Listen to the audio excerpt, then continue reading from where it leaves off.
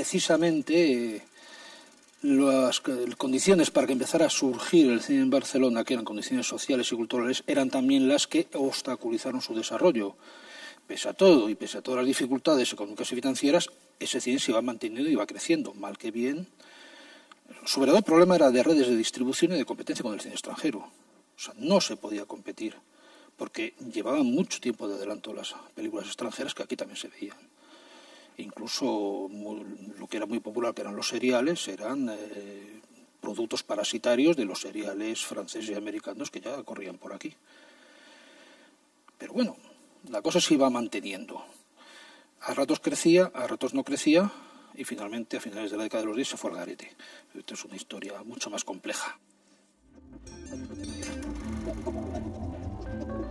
Mientras paseaba por la Gran Vía de Madrid, pude comprobar cómo están desapareciendo los tradicionales cines, creados en su mayoría a partir de la infraestructura de antiguos teatros. Pensaba en cómo las condiciones sociales y políticas pueden afectar al desarrollo de la actividad de un sector como el cine. Algo así debió de ocurrir en Barcelona a finales de los años 10 del siglo XX. El periodo de las prácticas del cine primitivo había estado dominado en España por la producción catalana principalmente. Pero con la implantación a nivel mundial de un sólido modelo industrial y el desarrollo del lenguaje cinematográfico, parece que llegaron forzosos aires de cambio.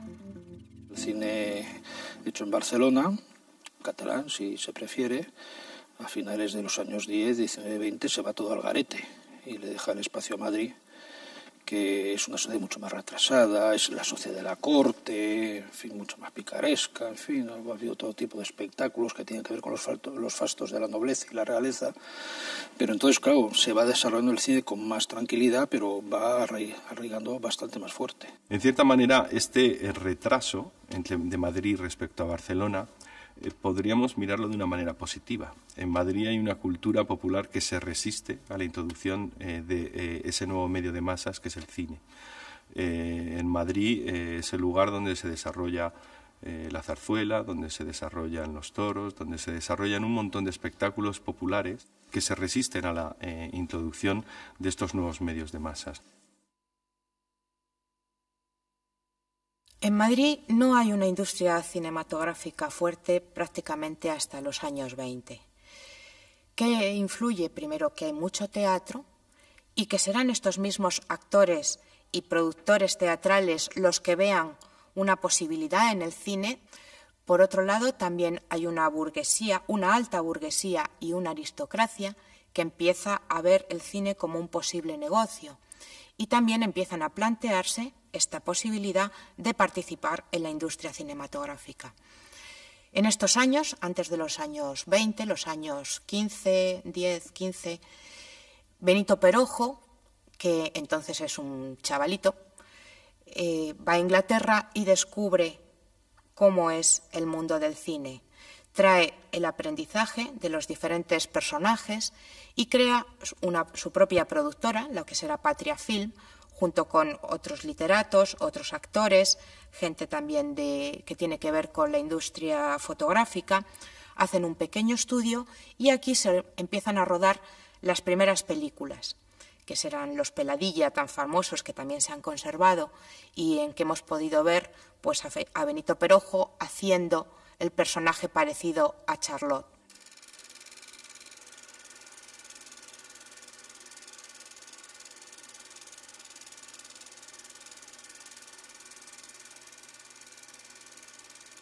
Finalizada la Primera Guerra Mundial, el panorama cinematográfico en España cambia radicalmente. Barcelona deja de ser el centro de producción por muchas circunstancias y Madrid comienza una actividad hasta entonces prácticamente inexistente, solo la Patria Film, una pequeña productora que había estado funcionando en los años 10.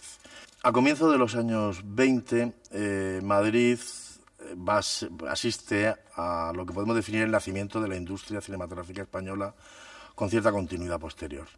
Se funda una productora, la Atlántida, producto de la fusión de dos anteriores y tras la que se encuentran destacados miembros de la burguesía industrial y de la aristocracia política y financiera, y tendente, como dice en su acta constitucional, a dotar a España de un cine nacional que sirva de referente y que sirva también para demostrar la capacidad y la identidad del pueblo español. Un cine nacional, tal como dice otro historiador, Santos Unzunegui, no es solo una serie de contenidos, sino también una serie de formas, ¿no? Unos procesos de estilización, por lo cual determinados valores comunes o contenidos comunes, cogidos de un legado cultural, se transforman de forma autónoma y propia dentro del cine, ¿no? Y entonces podemos encontrar cine español o esas líneas creativas del cine español a lo largo de las últimas 8 décadas, ¿no? Pero yo creo que hay una frontera que al menos de manera hipotética conviene plantear, y es la fecha de 1918-1921, ¿no? Antes de esa época, es decir, en el periodo en el que internacionalmente dominan ese complejo de prácticas que llamamos cine primitivo, yo creo que no hay un cine nacional en España, un cine español. El problema en esta época, en la época del 1900, es que España sufre un déficit nacional, ¿no? Hay, por supuesto, una determinada construcción de la identidad nacional por parte de las élites, de los intelectuales, pero para que el nacionalismo funcione debe impregnar a las masas o a los pueblos. Y eso es algo que en España no se ha hecho durante el siglo XIX. ¿Cómo se hace eso? A través de algo muy básico, el Sistema Nacional de Educación y Comunicación. Educando a todos los ciudadanos o súbditos de la misma manera en todos los lugares del Estado, es como se consigue tener una identificación de todos los ciudadanos o súbditos con unos determinados ideales nacionales. Eso en España no se cumple hasta la década de los años 20.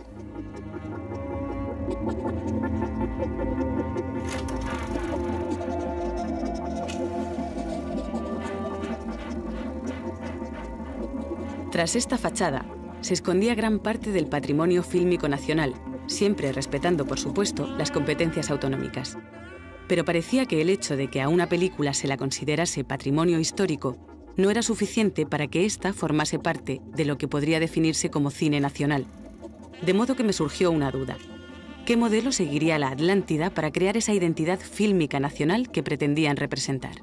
La producción cinematográfica en Madrid a lo largo de los años 20 tiene como eje principal la productora Atlántida Films, y a partir de ese momento tenemos que hablar de nombres en la línea de José Buch, Florian Rey o Manuel Noriega, directores artísticos que de alguna manera van dando lugar a esa definición de director, tal como la entendemos hoy, directores artísticos que de alguna manera controlan todo el producto, controlan el resultado final y van demostrando que si bien las productoras no son lo suficientemente sólidas económicamente hablando, los resultados creativos sí demuestran que hay una aportación importante por parte de estos directores. Florian Rey, Los chicos de la escuela, por ejemplo, puede ser una muestra de ese buen hacer, o de José Buch, La verbena de la paloma. En cierta medida, a Buch hay que reconocerle una gran responsabilidad y una gran paternidad. Sus películas son muy desiguales, pero tiene algunas realmente magníficas.